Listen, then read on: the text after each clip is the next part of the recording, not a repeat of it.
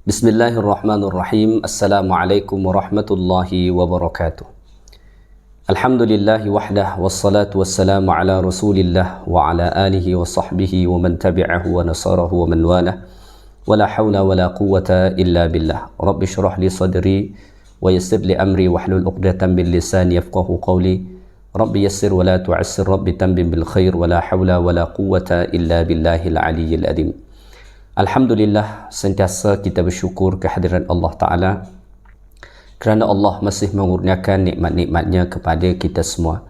Tuan-tuan dan puan-puan muslimin dan muslimat, jemaah yang dikasihi lagi dirahmati Allah Ta'ala sekalian, hari ini Isnin kita sambung semula kuliah tafsir dan tadabbur Al-Quranul Karim, dan kita masih lagi membahaskan suratu Al-Qalam, iaitulah surah yang ke-68 dalam Al-Quranul Karim. Pada minggu lepas, Alhamdulillah, kita dah sampai sehingga ayat 16 daripada suratu Al-Qalam ni. So pada petang ni insyaAllah, pada hari ni insyaAllah kita sambung bermula dari ayat 17 sehinggalah nanti ayat-ayat seterusnya insyaAllah ta'ala. Baik, Allah subhanahu wa ta'ala berfirman, A'udhu billahi minasyaitanir rajim. إنا بلوناهم كما بلونا أصحاب الجنة إذ أقسموا ليصرمنها مصبحين ولا يستثنون فطاف عليها طائف من ربك وهم نائمون فأصبحت كالصريم فتنادوا مصبحين أن اغدوا على حرثكم إن كنتم صارمين فانطلقوا وهم يتخافتون ألا يدخلنها اليوم عليكم مسكين وغدوا على حرد قادرين فلما رأوها قالوا إنا لضالون بل نحن محرومون قال أوسطهم ألم أقل لكم لولا تسبحون قالوا سبحان ربنا إنا كنا ظالمين فأقبل بعضهم على بعض يتلاومون قالوا يا ويلنا إنا كنا طاغين عسى ربنا أن يبدلنا خيرا منها إنا إلى ربنا راغبون كذلك العذاب ولعذاب الآخرة أكبر لو كانوا يعلمون. Sadaqallahul Azim.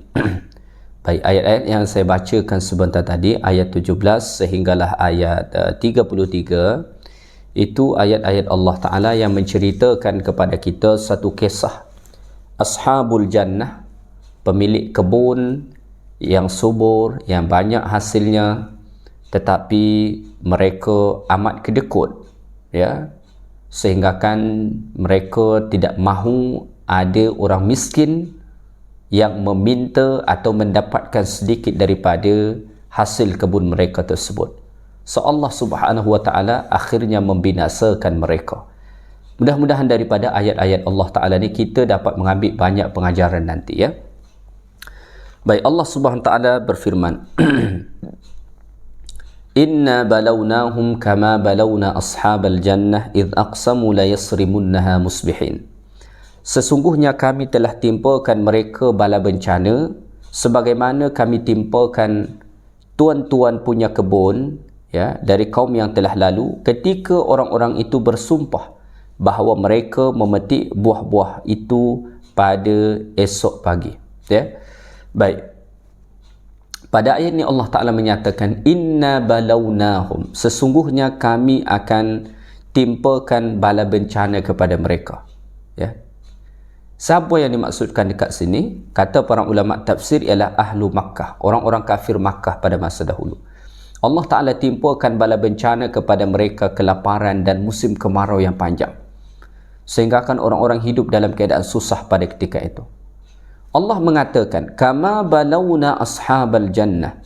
Ujian yang Allah Ta'ala timpakan kepada mereka itu, bencana yang Allah timpakan kepada mereka itu, lebih kurang seperti bencana yang Allah timpakan kepada ashabul jannah, iaitulah tuan-tuan pemilik kebun, ya, pada masa dahulu. Sebahagian ulama tafsir mengatakan pemilik kebun yang disebutkan dalam ayat ini dahulu berlaku di sebelah Yaman, di kawasan Sana'a.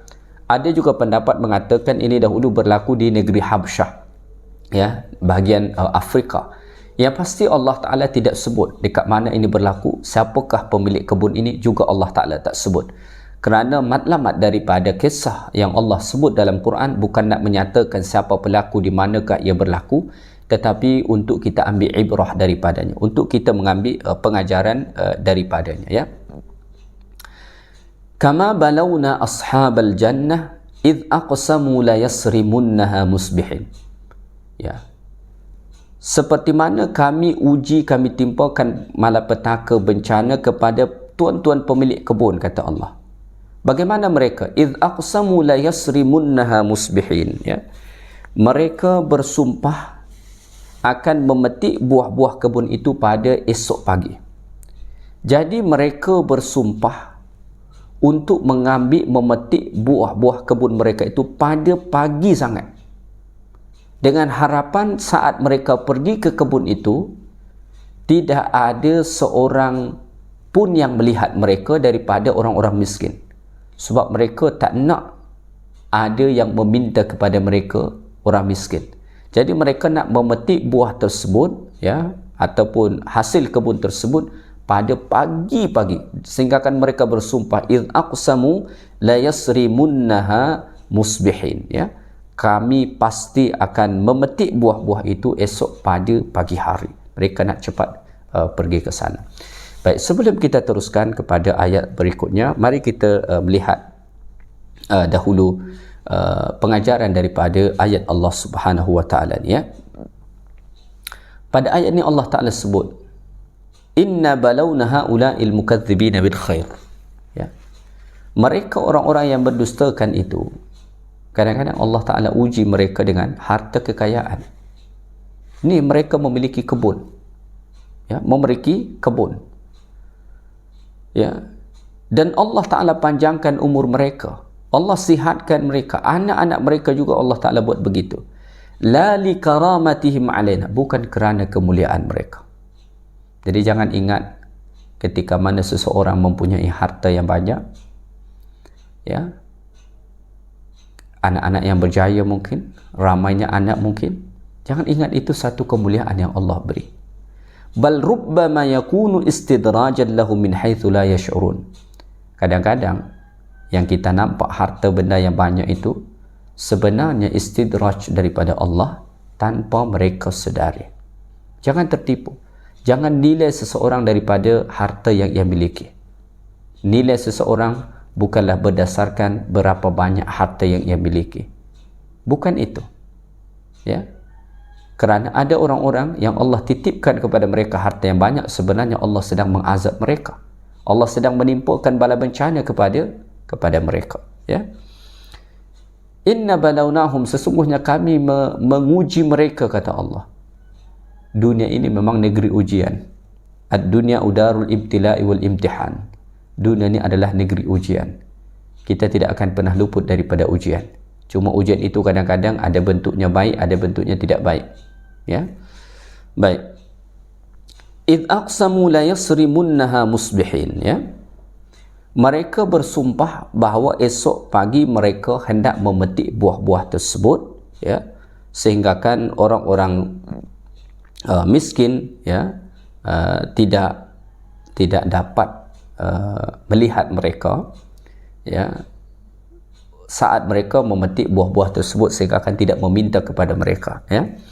Jadi mereka sangat bakhil. Maka mereka berniat esok pagi kita mesti cepat ni, gerak ni untuk mengambil buah tersebut. Tapi nanti pada akhirnya Allah Ta'ala sebut, ya, pada hujung cerita ini nanti Allah Ta'ala sebut, Allah Ta'ala menjadikan kebun mereka itu hancur, binasa, hanya pada waktu malam. Apa pengajaran yang boleh kita petik daripada sini? Ya, niat-niat yang buruk yang ada di dalam hati, ya,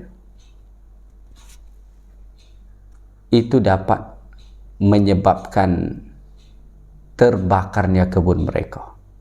Mereka menyimpan niat yang buruk di dalam hati. Esok kena cepat bangun, kena cepat gerak ke kebun ni, supaya orang miskin tu tak nampak kita. Niat buruk mereka itu menyebabkan kebun mereka terbakar.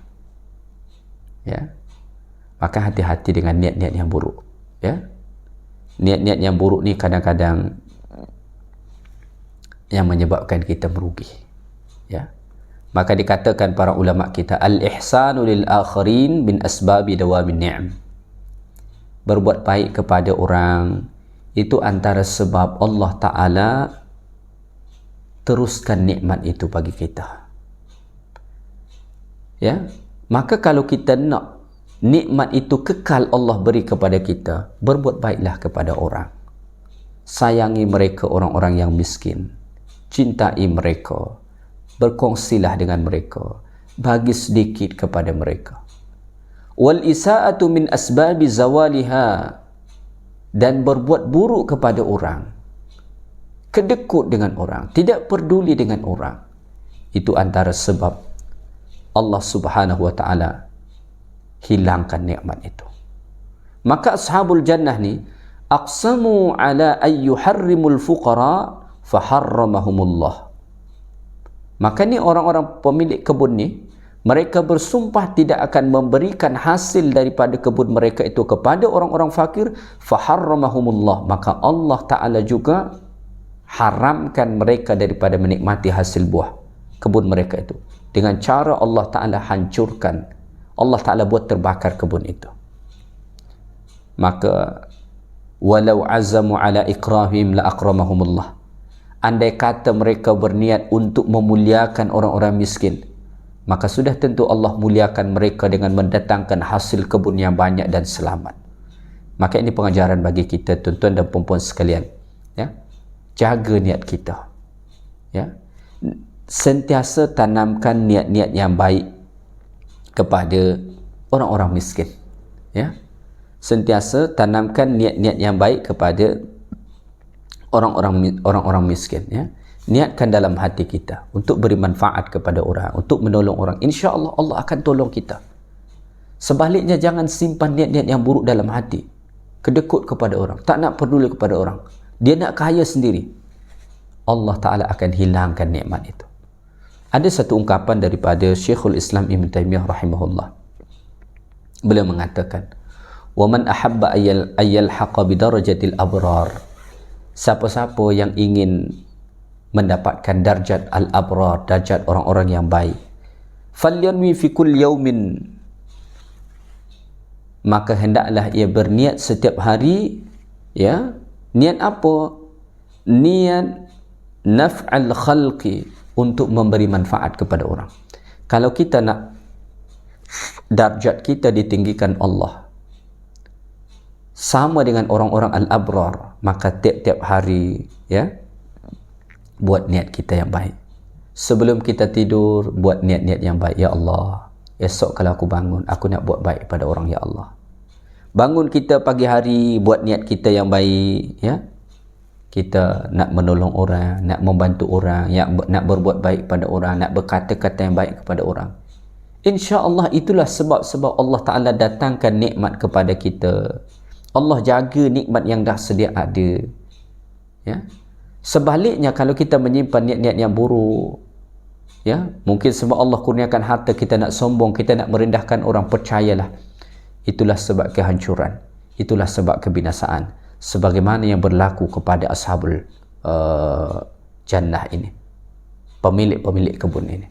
Jadi kita berhati-hati betapa dahsyatnya niat yang buruk itu sahaja menyebabkan azab Allah Ta'ala turun.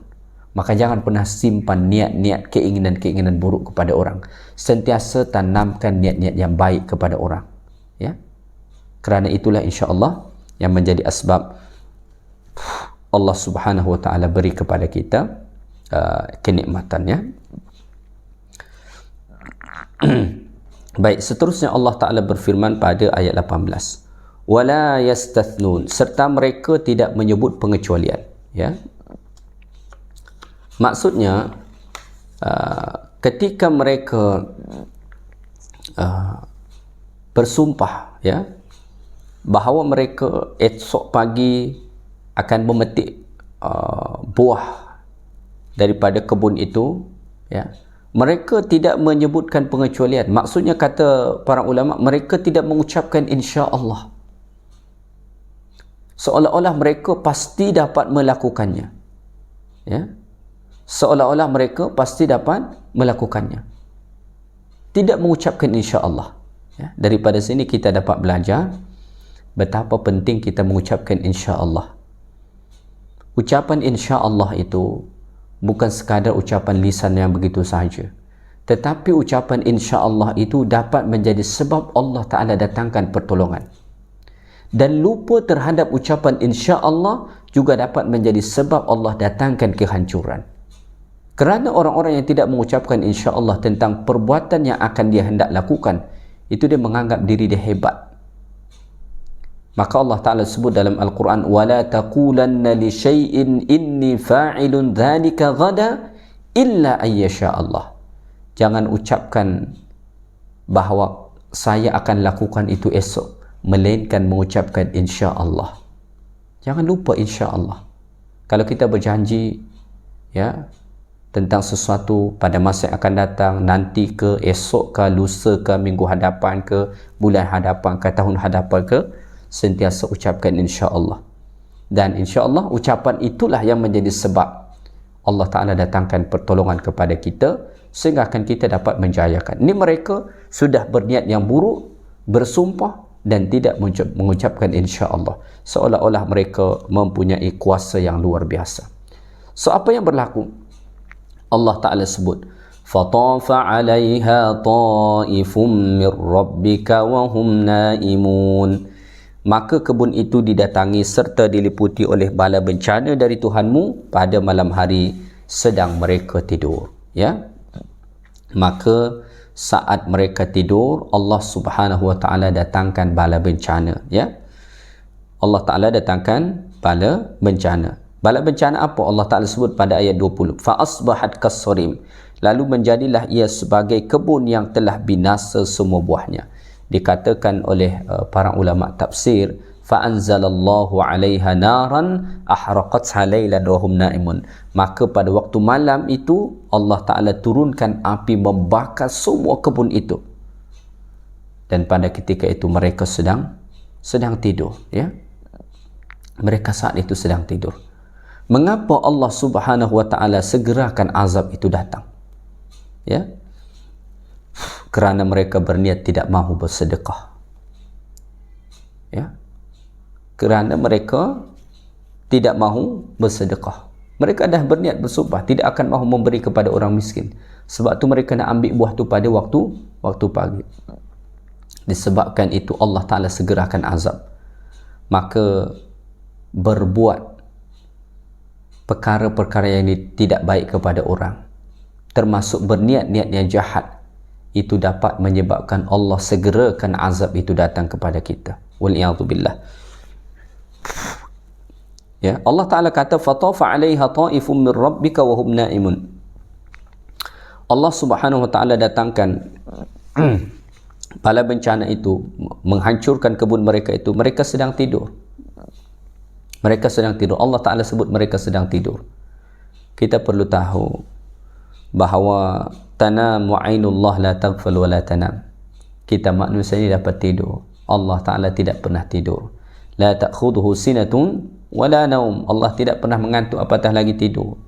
Jadi Allah Ta'ala tidak pernah tidur daripada niat-niat buruk kita. Allah tidak pernah tidur daripada amal-amal buruk kita. Allah Ta'ala sentiasa tahu. Sebab tu Allah Ta'ala mengatakan, saat mereka tidur, saat mereka lalai, Allah turunkan azab itu. Allah turunkan bencana itu kepada kebun mereka, sehingga akan membinasakan kebun itu, ya. Allah Ta'ala kata, fa asbahat kassarim, ya. Maka jadilah kebun mereka itu kassarim, ya. Kassarim ni artinya, dikatakan para ulama, jadilah ia terbakar hitam seperti gelap malam. Biasanya kalau dibakar kan, lepas dibakar tu dia akan jadi hitam kan. Begitulah keadaan kebun mereka itu dibinasakan oleh Allah Subhanahu Wa Taala, sehingga kan hasil kebun itu tidak sedikit pun mereka nikmati. Dibinasakan Allah Taala semua. Dan inilah akibat daripada kezaliman mereka, ya. Akibat daripada kezaliman mereka kerana tidak mahu memberi kepada orang-orang miskin tadi. Mereka berniat tidak mahu untuk memberi kepada orang-orang miskin tersebut, ya. Maka kemudian Allah Subhanahu Wa Taala sebut, fatanadaw musbihin anigdu ala harthikum in kuntum sarimin, ya. Ayat 22 dan ayat 21 dan ayat 22. Kemudian pada pagi-pagi mereka memanggil antara satu dengan yang lain. Maka pemilik kebun ni pada waktu pagi-pagi lagi, awal lagi, mereka saling memanggil, anigdu ala harthikum in kuntum sarimin, ya. Setengahnya berkata, pergilah pada pagi-pagi ke kebunmu kalau kamu betul-betul mahu memetik buahnya. Mereka kata, kalau kamu nak pergi, nak mendapatkan buah tu dan tak nak ada yang mengacau, maka pergilah cepat-cepat sana supaya kamu dapat petik buah tersebut, dan kamu dapat ambil sepenuhnya tanpa dimintai oleh sesiapa pun. Maka Allah Ta'ala sebut, fantalaqu wa hum yatakhafatun. Maka lalu berjalanlah mereka sambil berbisik-bisik. Maka mereka pun berjalanlah mengarah ke kebun itu sambil berbisik-bisik. Alla yadkhulannaha al-yawma 'alaikum miskin. Pada hari ini jangan hendaknya seorang miskin pun masuk ke kebun itu mendapatkan kamu.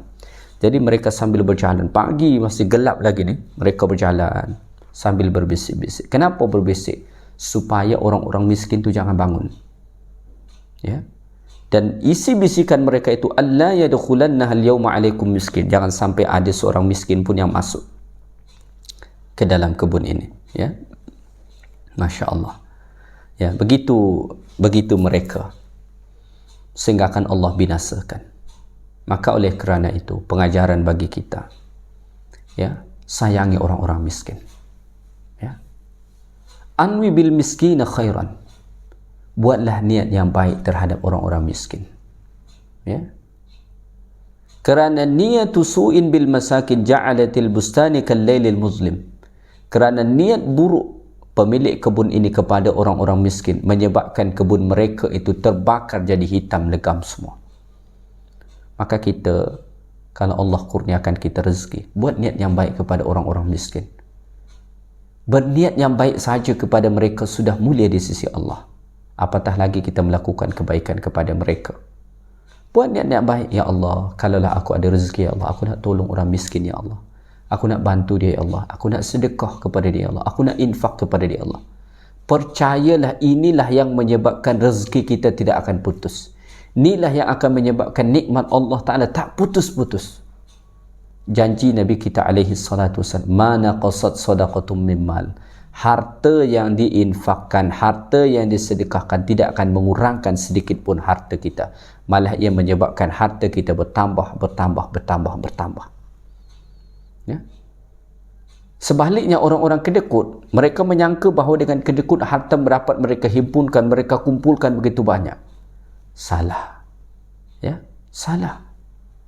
Malah itulah yang menyebabkan Allah datangkan kebinasaan. Cuba kita melihat bagaimana orang-orang pemilik kebun ni. Mereka nak kedekut, mereka tak nak berbagi kepada orang. Ternyata itulah yang menyebabkan Allah turunkan bala bencana kepada mereka. Oleh kerana itu, sekurang-kurangnya tanamkan niat-niat yang baik dalam hati kita kepada orang-orang susah, kepada orang-orang miskin. Jangan sampai kita menyimpan niat-niat yang buruk kepada mereka. Kerana itulah yang akan menyebabkan malapetaka akan datang kepada kita. Allah akan cabut nikmat itu daripada kita. Sesungguhnya sebahagian nikmat itu Allah titipkan kepada kita, bukan untuk kita makan, bukan untuk kita pakai, bukan untuk kita miliki, tetapi untuk kita berikan kepada mereka yang kekurangan, untuk kita berikan kepada mereka orang-orang miskin, untuk kita berikan kepada mereka yang berhajat, yang lebih berhajat kepadanya daripada kita. Jadi jangan kita ingat apa yang ada di tangan kita ni adalah milik kita, untuk kita nikmati sendiri. Tak. Sebahagian itu Allah titipkan kepada kita untuk kita gunakan menolong orang, beramal ibadat, supaya Allah tambahkan lagi rezeki yang banyak kepada kita. Ya. Allah berfirman di dalam Al-Quran, la in syakartum la azidannakum. Kalau kamu bersyukur, Allah akan tambah. Ya.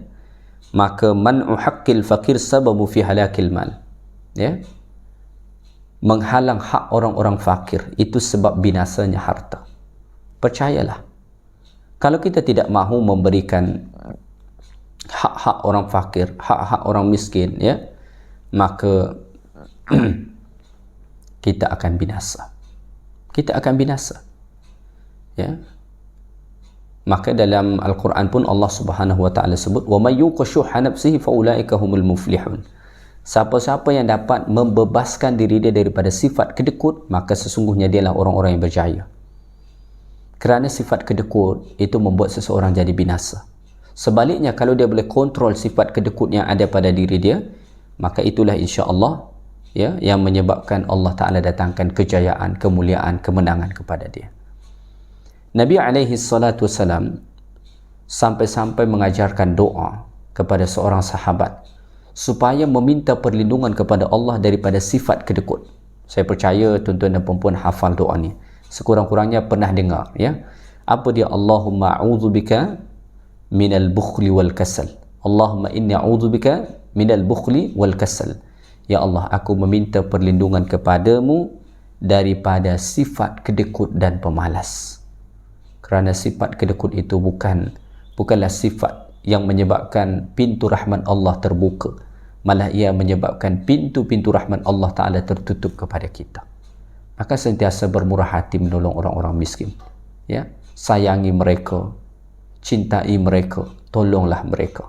InsyaAllah Allah Ta'ala akan menolong kita. Bukankah Nabi kita alaihi salatu wasallam berjanji, wallahu fi auni al-abdi makana al-abdu fi auni akhih. Allah Ta'ala akan sentiasa menolong seorang hamba selagi mana hamba itu menolong orang yang lain, ya.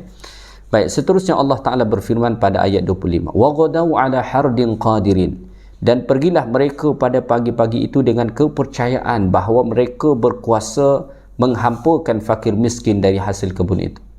Mereka pun keluar pada waktu pagi itu dengan keyakinan bahawa mereka dapat menjalankan misi mereka supaya tidak ada seorang pun orang-orang miskin yang masuk ke kebun itu datang meminta kepada mereka, ya.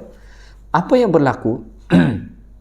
Falamma ra'awha qalu inna ladallun.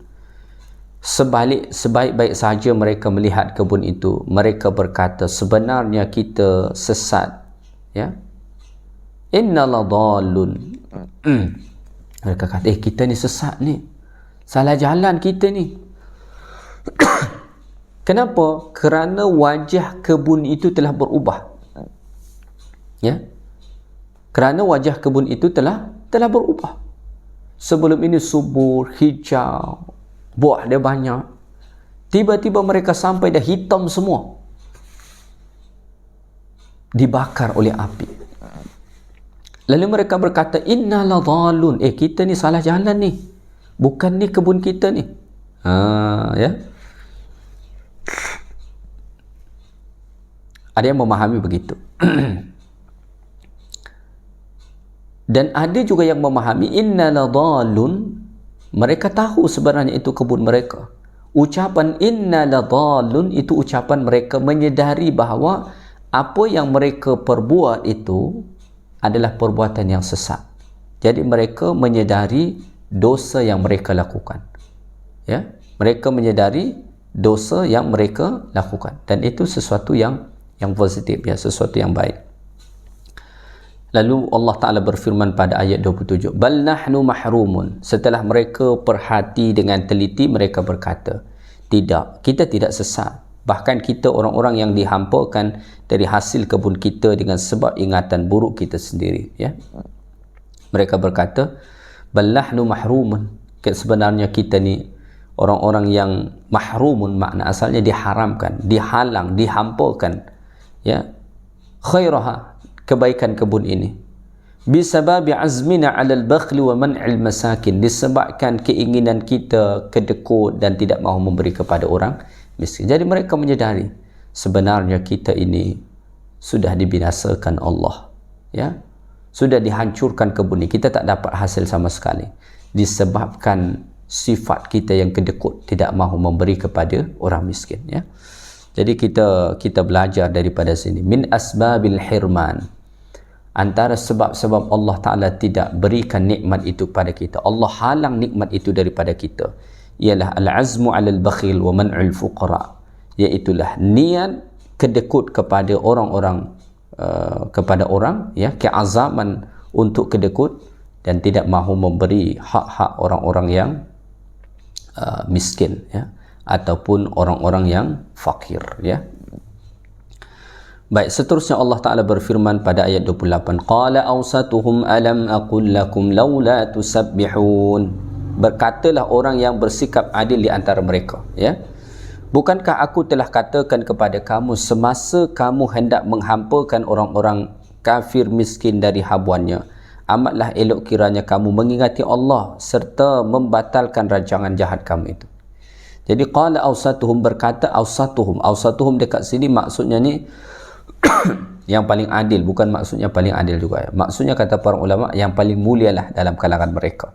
Jadi sebenarnya di tengah-tengah orang-orang jahat itu biasanya ada yang tidak berapa jahat, ya. Ini pengajaran bagi kita, ya.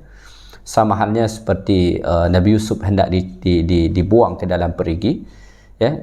Ketika mana mereka hendak memisahkan Nabi Yusuf daripada ayahnya, usulan pertama itu disampaikan supaya dibunuh, ya. Tetapi kemudian ada yang berkata, la taqtulu Yusuf, ya, jangan kamu bunuh Yusuf, dia tak sampai hati, masukkan saja ke dalam perigi. Maka pengajaran bagi kita, biasanya dalam kalangan orang-orang yang jahat itu ada orang yang dia tak berapa jahat. Maka Allah Ta'ala sebut qala awsatuhum, berkata orang yang paling mulia dalam kalangan mereka, yang paling baik.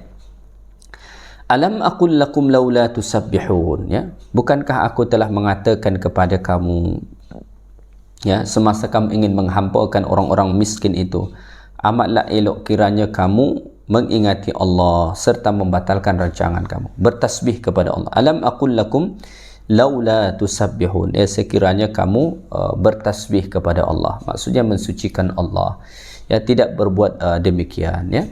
Maka daripada sini kita dapat belajar juga at-tasbihu yamna'ul insan minal wuqu'i fil khati'ah. Tasbih itu, ya, tasbih itu dapat mencegah seseorang jatuh kepada keburukan. Mereka tidak mahu bertasbih, akhirnya mereka melakukan keburukan, ya. Jadi tasbih itu salah satu amalan yang insya-Allah dapat menjauhkan kita daripada keburukan dan daripada sifat-sifat yang buruk, ya.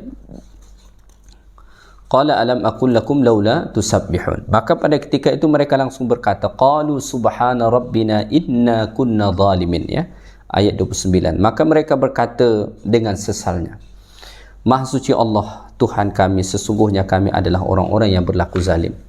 Ya, selepas diingatkan orang yang paling mulia, yang paling baik dalam kalangan mereka, maka mereka pun terus sedar, ya, dan mereka berkata subhana rabbina inna kunna zalimin, ya, maha suci Allah Tuhan kami, ya, anil zulmi fi ma asabana, daripada kezaliman yang kami lakukan. Bal nahnu kunna zalimin li anfusina, kamilah orang-orang yang melakukan kezaliman ke atas diri kami, ya, bitarkil istithna'i wa qasdina sayyi, kerana kami tidak mengucapkan insya-Allah ketika mana berazam dan niat kami yang buruk kepada orang-orang miskin, ya, kerana mereka tidak mahu memberikan sebahagian daripada harta atau hasil kebun mereka itu kepada orang-orang miskin, ya. Maka kita pun digalakkan untuk sentiasa membaca tasbih, ya, supaya Allah Ta'ala keluarkan kita daripada masalah. Jadi saat kita menghadapi masalah, banyakkan baca tasbih, ya. Antara yang diajar ialah tasbih Nabi Yunus alaihi salam yang disebut dalam hadis Nabi SAW, la ilaha illa anta subhanaka inni kuntu minadh zalimin. La ilaha illa anta subhanaka inni kuntu minadh zalimin. Banyakkan tasbih ini, insya-Allah Allah Ta'ala akan bukakan pintu keluar bagi kita daripada masalah bencana yang kita hadapi, ya. Qalu subhana rabbina inna kunna zalimin. Juga dapat kita ambil satu pengajaran bahawa ta'jilul uqubah fid dunya min iradatil khairi bil 'abdi liyatubu yarji'. Kita dapat ambil satu pengajaran daripada sini. Allah segerakan seksa di dunia seperti yang berlaku kepada pemilik-pemilik kebun ni, kerana Allah menginginkan kebaikan kepada mereka supaya mereka bertaubat dan kembali kepada Allah. Dan masya-Allah, pemilik kebun ni juga mereka bertaubat akhirnya kepada Allah dengan bertasbih kepada Allah. Jadi kita dapat ambil pengajaran, kadang-kadang Allah segerakan ujian-ujian berat dalam hidup kita di dunia ini kerana Allah Ta'ala nak kita kembali kepada Allah, nak bertaubat. Jadi Allah Ta'ala datangkan ujian supaya kita sedar, supaya kita bertaubat. Ada sebahagian orang Allah tidak datangkan ujian kepada mereka sehingga akan mereka merasa aman saja dalam berbuat dosa sampailah mereka mati. Itu jauh lebih berbahaya berbanding orang melakukan dosa kemudian Allah datangkan ujian kepada dia dan ujian itu membuat dia ingat kepada Allah lalu ia bertaubat kepada Allah. Itu jauh lebih baik berbanding orang yang berbuat dosa tetapi tidak didatangkan Allah sebarang ujian kepadanya, ya.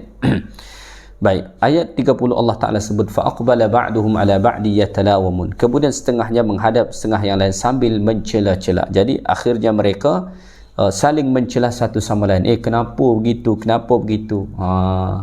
Kamu tak nak bagi pada orang miskin. Kamu tu tak mahu mengucapkan insya-Allah, gitu. Ya, akhirnya saling mencela sesama mereka sendiri, ya. Kemudian pada ayat 31 Allah Ta'ala sebut qalu ya wailana inna kunna taghin. Mereka berkata, ya, aduhai celakanya kita, sesungguhnya kita adalah orang-orang yang melampaui batas. Jadi mereka menyadari bahawa apa yang mereka lakukan itu adalah perbuatan yang melampaui batas, ya. Kerana mereka telah menzalimi orang lain, tidak mahu memberikan hak orang-orang miskin, ya, yang sepatutnya itu bahagian daripada orang-orang miskin. Lalu mereka berharap asa rabbuna ayyubdilana khairan minha inna ila rabbina raghibun. Mereka berharap semoga Tuhan kita dengan sebab kita bertaubat menggantikan bagi kita yang lebih baik daripada kebun yang telah binasa itu. Sesungguhnya kepada Tuhan kita sahaja kita berharap. Jadi selepas Allah Ta'ala binasakan kebun mereka itu, mereka pun sedar, mereka bertaubat. Pada masa sama mereka berharap moga-moga Allah Ta'ala beri kepada mereka, Allah gantikan kebun yang lebih baik kepada mereka, dan mereka berkata hanya kepada Allah Ta'ala sahaja mereka berharap, ya. Jadi ini memberi satu pengajaran kepada kita betapa orang beriman dia perlu sentiasa bersikap optimisme. Dia kena sentiasa optimis, ya. Tidak boleh dia berputus asa. Walaupun menghadapi ujian-ujian, sentiasa buat harapan kita kepada Allah. Mudah-mudahan Allah beri kita yang terbaik. Sebenarnya itu juga yang Nabi ajar. Maka Nabi ajar, kalau kita mendapat musibah, Nabi ajar satu doa, ya. Allahumma ajurni fi musibati wa khluf li khairan minha, ya. Ya Allah, berilah aku pahala atas musibah yang menimpa aku dan berilah aku ganti yang terbaik daripadanya. Itu mengajarkan juga kepada kita bahawa dalam kita menghadapi ujian saja dan menghadapi musibah, kita tak boleh berputus asa. Kita kena sentiasa berharap kepada Allah. Inna ila rabbina raghibun. Harapan kita hanya boleh ditujukan kepada Allah Ta'ala. Kerana hanya Allah Ta'ala yang dapat mengabulkan harapan kita. Berharap kepada manusia hanya akan membawa kepada kekecewaan, ya. Ayat 33 Allah berfirman, kadzalikal adzab wa la'adzabul akhirati akbar law kanu ya'lamun. Kata Allah, demikianlah azab seksa yang telah kami timpakan kepada golongan ingkar di dunia, seperti yang Allah timpakan kepada penduduk Makkah dahulu, mereka kelaparan berlaku musim kemarau yang panjang, atau seperti yang menimpa ashabul jannah, pemilik-pemilik kebun yang kedekut dan tidak mahu memberikan sebahagian daripada hasil kebun mereka kepada orang-orang miskin. Kadzalikal adzab, demikianlah azab. Wala adzabul akhirati akbar, kata Allah, azab akhirat itu jauh lebih besar lagi. Lau kanu ya'lamun, sekiranya mereka mengetahuinya. Itu baru azab dunia, azab kecil itu kata Allah. Azab di akhirat itu jauh-jauh lebih besar lagi. So, oleh kerana itu bertaubatlah kepada Allah. Kembalilah kepada Allah Subhanahu Wa Taala. Azab di dunia ni, bencana-bencana dunia ni kecil bila mana dibandingkan dengan azab akhirat. Maka kalau misalkan Allah uji kita dengan azab di dunia, dengan cubaan-cubaan dekat dunia, ya, jadikanlah itu sebagai pengingat bagi kita untuk kembali kepada Allah. Jangan sampai azab akhirat ditimpakan kepada kita, kerana azab akhirat itu jauh-jauh lebih besar tiada bandingan dengan azab yang ada di dunia ini. Mudah-mudahan ayat-ayat Allah Ta'ala ni dapat mendatangkan petunjuk kepada kita, menghidupkan hati yang mati, ya, membuat hati kita ingat kepada Allah daripada lalai, dan membuat kita semakin peduli kepada orang-orang miskin, ya, kepada orang-orang yang susah. Jangan kita nak menikmati sendiri apa yang kita miliki. Sesungguhnya sebahagian nikmat itu Allah titipkan kepada kita, bukan untuk kita nikmati sendiri, melainkan untuk kita berikan kepada mereka-mereka yang kurang mampu, yang hidup dalam kesusahan. Subhanakallahumma bihamdik, asyhadu an la ilaha illa anta, astaghfiruka wa atubu ilaik. Assalamualaikum warahmatullahi wabarakatuh.